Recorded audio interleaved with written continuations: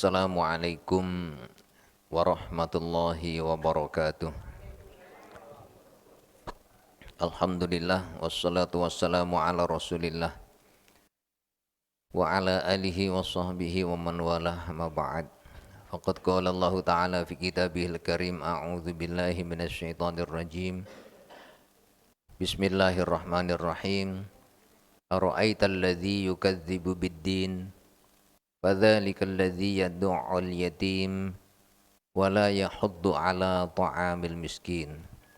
Wa qala sallallahu alaihi wasallam ana wa kafilul yatim fil jannah hakadha ay hakataini wa syara bisababati wal wusta wa farraja bainahuma farrajan wa farraja bainahuma syai'an. Sadaqallahul azim wa sadaqa rasuluhun nabiyul habibul karim. Wa nahnu ala dzalika minasyahidin wa syakirin walhamdulillahi rabbil alamin. Jamaah rahimakumullah. Hari ini kita sudah ada di bulan Muharram tanggal 7 tahun baru 1447 Hijriah. Baru seminggu kita memasuki tahun 1447 Hijriah. Dan insya Allah 3 hari lagi, yaitu bertepatan dengan hari Ahad, kita berada di hari Asyura. Asyura dari kata asyara, 10. Hari Asyura artinya hari yang ke-10. Dan ini ketika jatuh di bulan Muharram, orang kemudian mengenalnya dengan nama hari Asyura. Sebenarnya kalau dibilang hari ke-10, setiap bulan ada hari ke-10-nya. Tapi di bulan-bulan yang lain hari yang ke-10 tidak terkenal, karena memang peristiwa-peristiwa besar yang Allah ciptakan dan Allah jadikan itu di hari ke-10 bulan Asyura, di mana di hari ini Allah menciptakan surga dan neraka. Di hari ini pula Allah menciptakan alam semesta, termasuk aras, termasuk lauh mahfud, kolam dan yang lain. Juga Allah menciptakan Nabi Adam pada hari Asyura, tentu di tahun yang berbeda, harinya saja yang sama. Juga Allah menerima taubatnya Nabi Adam di hari Asyura. Allah juga menyelamatkan Nabi Nuh dari banjir bandang di hari Asyura. Lalu Allah menyelamatkan Nabi Ibrahim dari pembakaran yang dilakukan oleh Raja Namrud juga di hari Asyura. Kemudian Allah menyelamatkan Nabi Musa, sekaligus bersama dengan itu menenggelamkan Fir'aun di Laut Merah juga pada hari Asyura. Allah mengangkat Nabi Idris juga di hari Asyura dan memberikan kerajaan atau mengembalikan kerajaan Nabi Sulaiman hari Asyura. Menyembuhkan sakitnya Nabi Ayub juga di hari Asyura. Dan Allah menyelamatkan Nabi Yunus dari perut ikan Nun juga di hari Asyura. Lalu Allah mengangkat Nabi Isa ke langit juga di hari Asyura. Dan kebetulan juga diwafatkannya cucu Rasulullah, Husain, juga di hari Asyura. Dan kelak kiamat juga akan terjadi di hari Asyura. Dan masih banyak peristiwa lain kalau diungkapkan. Artinya Allah memilih hari Asyura untuk menjadikan segala peristiwa bersejarah besar di dunia. Tentu bukan asal-asalan, mustahil Allah melakukan sesuatu asal-asalan. Berarti di hari ini adalah hari yang istimewa. Dikisahkan di dalam kitab Irsyadul Ibad ila Sabilir Rasyad bahwa di Mesir dulu ada seorang pemuda pengusaha. Dia namanya Atiyah bin Khalaf. Dia sukses pengusaha kurma, kaya raya. Dan kemudian dalam kekayaannya itu seiring berjalannya waktu mengalami kerugian hari demi hari. Namanya juga hidup, roda itu berputar, kadang di atas, kadang di bawah. Dalam kerugian yang terus-menerus ini, akhirnya saudagar sukses pengusaha Atiyah bin Khalaf ini mengalami kebangkrutan. Sampai-sampai tinggal satu-satunya baju yang masih bagus yang dia pakai.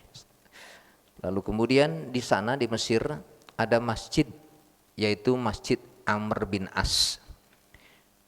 di mana di masjid ini wanita-wanita dilarang masuk kecuali hanya di hari Asyura, tanggal 10 Muharram.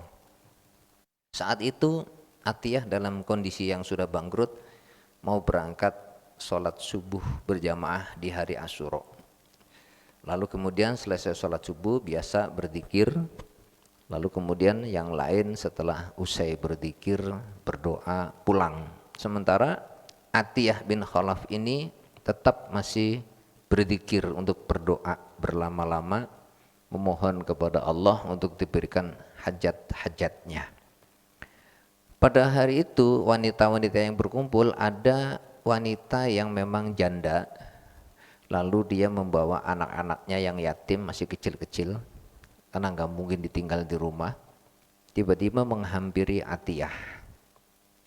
Lalu kemudian si ibu itu dengan rasa berat hati dan malu mengatakan setelah mengucap salam tentunya, wahai pemuda, sudilah kiranya bisa meringankan beban kami dengan anak-anak yatim kami untuk sekedar bisa mengganjal perut karena sudah beberapa hari kami tidak makan. Suami kami belum lama meninggal dunia, meninggalkan anak-anak yatim yang masih kecil, sementara tidak meninggalkan harta. Dan kebetulan saya adalah cucu dari Rasulullah Shallallahu Alaihi Wasallam. Mendengar ini, Atiyah bin Khalaf pertama bingung, kedua kaget. Bingungnya karena mau ngasih apa? Sekarang saya sudah tidak punya apa-apa, tinggal satu-satunya baju yang dia pakai. Sudah tidak punya harta sedikit pun, dia sendiri dalam keadaan kelaparan. Sementara yang meminta adalah cucu dari baginda Rasul. Kalau dia tolak permohonan dan permintaannya, nanti di hadapan Allah dari kiamat, kalau Rasulullah bertemu harus jawab apa? Kalau ditanya kenapa cucunya dibiarkan meminta tidak diberi. Akhirnya dia punya ide, ya udah ibu ayo ke rumah saya. Maka sampai di depan rumah, ibu itu suruh berhenti. Ibu tunggu di luar, saya masuk, nanti ada sesuatu yang bisa ibu bisa gunakan buat mengganjal perut. Lalu dia masuk, baju gamis yang dia pakai dilepaskan dan dilipat, dan dia ganti sisa sarung lusuh yang dipakai buat tidur. Lalu kemudian disodorkanlah di balik pintu, ini ibu, baju yang saya pakai satu-satunya yang saya punya bisa ibu jual, saya nggak punya apa-apa lagi. Mudah-mudahan nanti kalau sudah terjual bisa membantu untuk makan ibu dan anak-anak. Lalu si wanita ini pun mengucapkan terima kasih dan mendoakan semoga Allah akan memberimu pakaian dari surga dan engkau tidak lagi membutuhkan bantuan manusia kecuali dari Allah. Artinya dicukupi oleh Allah. Terima kasih ibu, amin. Kemudian ibu itu pamitan pulang. Atiyah dengan pakai sarung lusuh itu kemudian berzikir sampai akhirnya tertidur. Ketika dia tertidur, dia bermimpi. Dalam mimpinya dia melihat seorang bidadari yang cantik jelita menghampiri dirinya, membawa sebuah apel. Catatan, apel di surga beda dengan apel di dunia. Yang pertama memang bentuknya saja yang mirip, tapi besar ukurannya beda. Kemudian apel itu pun diterima, lalu dibelah. Ketika dibelah, itu apel ternyata isinya pakaian. Ya, makanya apel surga beda dengan apel dunia. Pakaian ini terbuat dari sutra, bertahtakan intan dan berlian. Hampir pernak-perniknya, aksesorisnya mengelilingi seluruh pakaian itu. Yang diriwayatkan di kitab ini, kalaupun dijual di dunia ini mengalahkan harga dari bumi beserta isinya. Ini bicara tentang pakaian surga. Lalu kemudian tiba-tiba bidadari ini pun duduk di pangkuan Atiyah. Atiyah bertanya, kamu siapa? Saya adalah Asyura. Nama saya Asyura, bidadari surga. Kelak aku akan menjadi istrimu. Terus dengan amal apa saya bisa mendapatkan pakaian ini dan mendapatkan dirimu? Karena tadi siang di hari Asyura kamu telah memuliakan dan menyenangkan hati janda dan yatim di hari Asyura. Jadi dengan riwayat ini ulama kemudian ada yang mengkaitkan hari Asyura sebagai lebaran anak yatim. Tentu saja sekaligus juga lebaran janda. Tetapi yang perlu dicatat di sini tidak semata-mata yatim dan jandanya. Karena kalau dalam surat Al-Maun, yatim dan janda disuruhnya jangan dibentak, jangan dikasari. Ara'aital ladzi yukadzibu biddin fadzalikal ladzi yatu'ul yatim. Tahukah kamu orang yang mendustakan agama, yaitu orang yang menghardik, membentak anak yatim. Tentu bersama ibunya juga sama janda. Adapun kemudian untuk memberikan santunan dan makan, khusus ayat selanjutnya wala yahuddu ala ta'amil miskin, dan tidak mau menganjurkan memberi makan orang miskin atau tidak peduli orang miskin kelaparan. Ini pendusta agama. Jadi untuk persoalan santunan, memberikan uang dan makanan itu untuk orang miskin. Untuk yatim dan janda jangan dihardik. Tentu kalau nanti jandanya dan yatimnya miskin, ya berarti di samping diberikan kasih sayang jangan dihardik, diberikan perhatian dan perlindungan juga diberikan santunan. Jadi santunan itu rumusnya untuk orang miskin. Adapun yatim dan janda disuruhnya untuk jangan direndahkan, jangan dihinakan, jangan dikasari. Nah, di sini kemudian di beberapa hadis disebutkan apabila anak sudah balik maka status yatimnya hilang. Jadi anak yang sudah balik bukan lagi disebut yatim. Balik ya ada ulama yang berpendapat umur 10, ada yang berpendapat umur 15. Jadi anak kalau sudah SMP SMA ya bukan yatim. Kalimat hadis anak yang sudah balik bukan yatim bukan anak yang sudah balik lalu nggak punya ayah jangan disantuni, salah. Kalau dia miskinnya tetap disantuni karena penyantunan itu untuk orang miskin.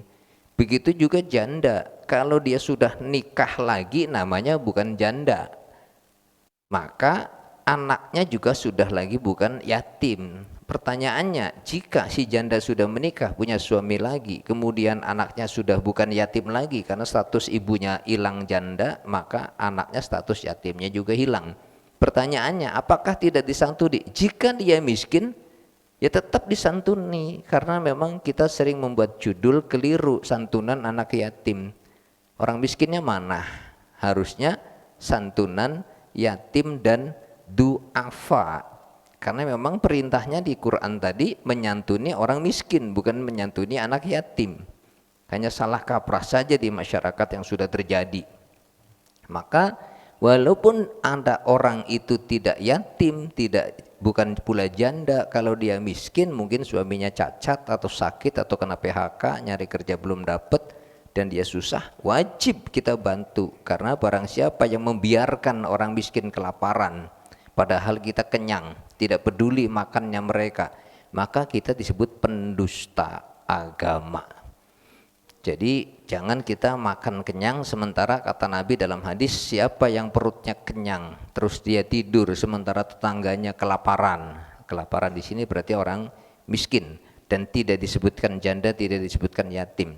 Lalu tetangga tersebut tidak bisa tidur karena menahan sakit perut yang lapar, maka orang yang kenyang dan tidur ini tidak beriman. Jadi pada tentang hari Asyura silahkan saja mau memberikan nama, itu istilah saja, lebaran anak yatim lah, lebaran janda, termasuk juga lebaran, arti lebaran itu hari untuk menggembirakan karena hari raya adalah hari gembira. Juga lebaran fakir miskin. Maka jika saat ini kita mau lagi menyebarkan banner, coba tambahkan santunan yatim dan du'afa. Dan sekali-kali lagi bahwa untuk janda jangan direndahkan dengan kata-kata atau sindiran-sindiran yang bernada melecehkan. Karena Nabi mengatakan barang siapa yang memuliakan janda dan yatim dengan kemuliaan yang layak, maka dia akan dimasukkan ke dalam surga. Bahkan janda yang memuliakan anaknya yang yatim, mengasihi dan mendidik dengan penuh kasih sayang dan mengenalkan Allah dan Rasulnya, akhlak yang mulia dan iman yang kuat, maka si janda ini akan masuk surga berdampingan dengan Nabi Shallallahu Alaihi Wasallam. Tapi sebaliknya, siapa yang melecehkan janda, menggoda, nakal, iseng, apalagi naudzubillah diajak maksiat, maka ini orang termasuk pendusta agama. Nah, kalau jandanya yang solehah ya tentu diajak maksiat tidak mau, dia mempertahankan marwahnya. Tapi kalau memang ya nggak usah bicara janda, ada yang janda yang bukan janda yang tidak solehah ya tetap aja ada ajak selingkuh dan pelakor pun mau. Ini tergantung kepada kitanya. Kalau kitanya soleh, janganlah kita merendahkan orang lain dengan nada-nada yang melecehkan. Apakah mengeluarkan kata-kata yang very koloso, mengajak malam minggu jalan-jalan, makan dan sebagainya, ini tolong dijaga. Dan wanita yang solehah, kalau Anda mau mengajak saya, nikahi saya dulu. Karena saya seorang janda yang tidak punya suami. Jadi jangan kemudian main mau aja. Kesimpulan pada kisah ini bahwa bulan Muharram salah satu daripada bulan yang dimuliakan Allah. Ada 4 bulan, bulan Rajab, Dzulqa'dah, Dzulhijjah dan Muharram. Dan kemuliaan bulan Muharram salah satunya karena ada hari Asyura. Di hari itulah kemudian disunnahkan kita berpuasa. Man shoma yaumi Asyura yukaffiru sanatal madiyah. Siapa yang puasa sunnah di hari Asyura, maka dosa-dosa setahun yang lalu diampuni. Dan siapa yang mengusap dan memberikan kasih sayang, perhatian dan kelembutan kepada anak yatim, maka hati orang itu akan dilembutkan oleh Allah dan hajat-hajatnya dikabulkan. Tetapi tentu kalimat ana wa kafilul yatim fil jannah hakadha wa asyara sababat bisababati wal wusta wa faraja bainahuma syai'an, kata Nabi, saya dan penanggung, bukan penyantun, saya dan penanggung anak yatim masuk surga seperti 2 jari ini, telunjuk dan tengah. Kemudian Nabi mengatakan wa asyara bis sababati wal wusta wa farraja bainahuma syai'an. Rasulullah menunjukkan jari telunjuk dan jari tengahnya lalu merenggangkan sedikit. Jadi saya dengan penanggung anak yatim di dalam surga seperti 2 jari ini. Arti menanggung itu bukan cuma setahun sekali. Kalau setahun sekali ngasih makan berarti di bulan lainnya kelaparan. Jadi yang disebut menanggung berarti ngasih secara rutin. Baik itu makannya, pendidikannya, ngasih secara rutin. Kalau lebih baik lagi anak tersebut kita ambil, kita pelihara di rumah kita. Kalau tidak mau ditempatin rumahnya bisa dititipkan ke rumah saudara kita, kita yang membiayai. Atau kalau memang ada panti asuhan anak yatim, ya kita menjadi donatur tetap yang memang di sana ada yang mengurus untuk biaya sekolah maupun makannya. Nah ini jadi kalau cuma setahun sekali ya bukan tidak berpahala, tetap berpahala, tapi tidak sebesar yang dijanjikan oleh Rasulullah Shallallahu Alaihi Wasallam. Jadi tadi janji tentang surga buat penanggung anak yatim bukan untuk orang yang ngasih setahun sekali, ya. Kalau bisa rutin, ya. Tetapi kalau dia sudah punya bapak baru, ya, istrinya sudah menikah, mamanya sudah menikah lagi, ya kita bisa saja menghentikan santunan karena suaminya sudah yang menanggung.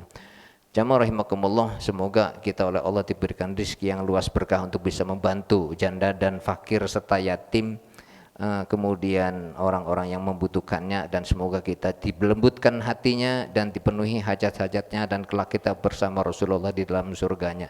Subhanakallahumma bihamdika asyhadu an la ilaha illa anta astaghfiruka wa atubu ilaik. Walhamdulillahirabbil alamin. Wassalamualaikum warahmatullahi wabarakatuh.